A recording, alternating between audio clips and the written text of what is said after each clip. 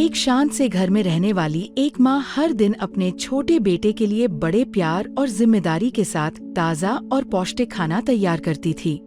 सुबह की हल्की धूप, चिड़ियों की चहचहाहट और रसोई में उबलते दूध की खुशबू से पूरा घर सुकून से भर जाता था।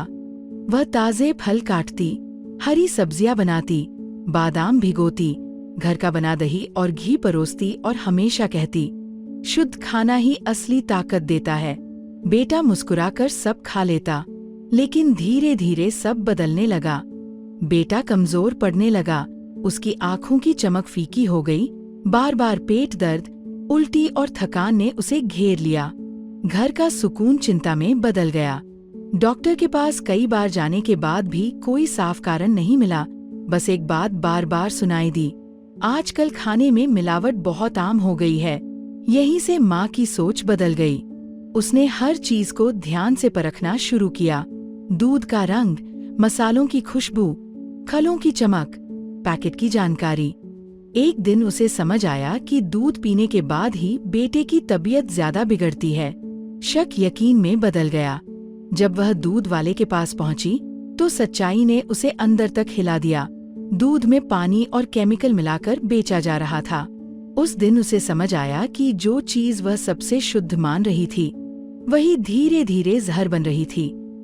उसने तुरंत वह दूध लेना बंद किया, भरोसेमंद स्रोत ढूंढे, घर पर ही कई चीजें बनानी शुरू की।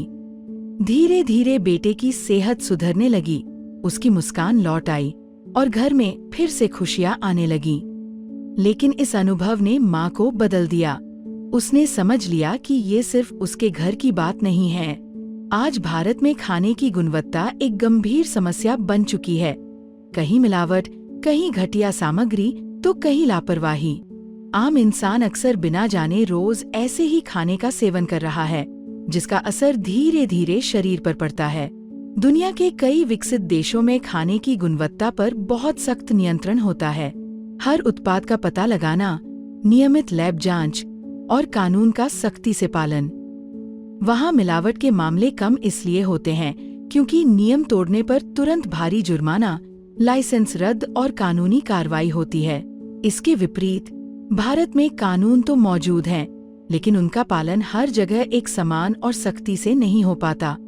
बड़े बाजार, लंबी सप्लाई चेन, निगरानी की कमी और जल्दी मुनाफा कमाने की मानसिकता के कारण मिलावट के मामले ज्यादा देखने को मिलते हैं। कई बार छोटे स्तर पर हो रही मिलावट पकड़ में भी नहीं आती, जिससे यह समस्या और गहरी हो जाती है। इसलिए अब जरूरी है कि हम सिर्फ भरोसा न करें, बल्कि समझदारी से चुनें। जो खा रहे हैं उसकी गुणवत्ता, स्रोत और शुद्धता पर ध्यान दें। साथ ही सरकार की जिम्मेदारी भी उतनी ही अहम है।